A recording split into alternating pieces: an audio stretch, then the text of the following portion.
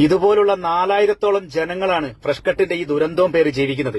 ഇന്നലെ പുലർച്ചെ 4 മണിക്ക് പോലീസ് എന്റെ വീട്ടിൽ വരികയാണ്. 2 വണ്ടി പോലീസ് പുലർച്ചെ 4 മണിക്ക് വീടിന്റെ ജനലും വാതിലും മുഴുവൻ അടിച്ചു പൊളിക്കുകയാണ് ഇവന്മാര്. എന്ത് കാര്യത്തിന്? ഞങ്ങൾ ചെയ്ത തെറ്റെന്താണ്? ഈ ഫ്രഷ് കട്ടിന്റെ ദുർഗന്ധവും പേര് ഇനി എത്ര കാലം ഞങ്ങൾ ജീവിക്കണം? ഇന്ന് ഞങ്ങളുടെ നാട്ടിൽ ഒരു വലിയ സമരം നടക്കുക. എന്തെല്ലാം ചർച്ചകൾ ഞങ്ങൾ നടത്തിയിട്ടുണ്ട്. കലക്ടറെ അടുത്ത്, മന്ത്രിന്റെ അടുത്ത്, ബഹുമാനപ്പെട്ട മുഖ്യമന്ത്രിക്ക് എത്ര പരാതികൾ ഞങ്ങൾ തന്നു. ഈ ഫ്രഷ് കട്ടിന്റെ മാലിന്യങ്ങൾ, അല്ലെങ്കിൽ കോഴിക്കോട് ജില്ലയിലെ ഈ മുഴുവൻ മാലിന്യങ്ങളും ഞങ്ങളെ തലയെ കൊണ്ടുപോയി തള്ളാൻ ആരാണ് ഇവർക്ക് അനുവാദം കൊടുത്തത്? ഒന്ന് ആലോചിച്ച് നോക്കൂ നിങ്ങൾ. എന്തൊരു ഗതികേടാണത്.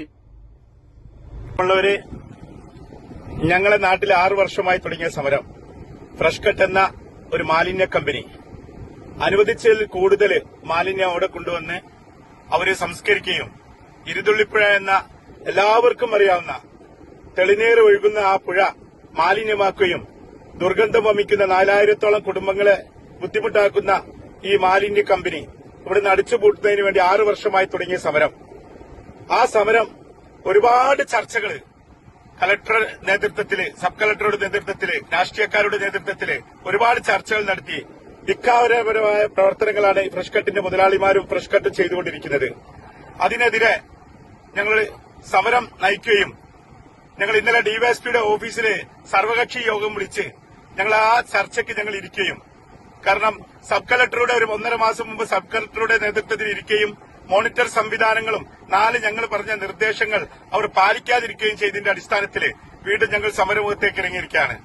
ഏതായാലും ഇന്നലെ രാത്രി 4:30 പുലർച്ചെ 4:30 ഞങ്ങളുടെ സമരത്തിന്റെ നേതാക്കളുടെ വീട്ടിലൊക്കെ പോലീസ് ധരനായാട്ട് നടത്തുകയും രാത്രി കയറാൻ പറ്റാത്ത വീടുകളിലൊക്കെ ഉള്ളിൽ കയറി അവര് ഭീകരാന്തരീക്ഷം സൃഷ്ടിച്ച് ചെറിയ കുട്ടികളെയും പിഞ്ചു കുഞ്ഞുങ്ങളെയും മുലകുടിക്കുന്ന കുട്ടികളെ വരെ അത്രത്തോളം ഭീഷണിപ്പെടുത്തിക്കൊണ്ട് ധരനായാട്ട് നടത്തിയ ഈ പോലീസിനെതിരെ, ഈ സ്ത്രീകളും കുട്ടികളും ഒക്കെ അടങ്ങുന്ന ഈ വീടുകളിൽ കയറിയിറങ്ങിയ പോലീസിനെതിരെ ജനങ്ങൾ ശബ്ദിക്കണം.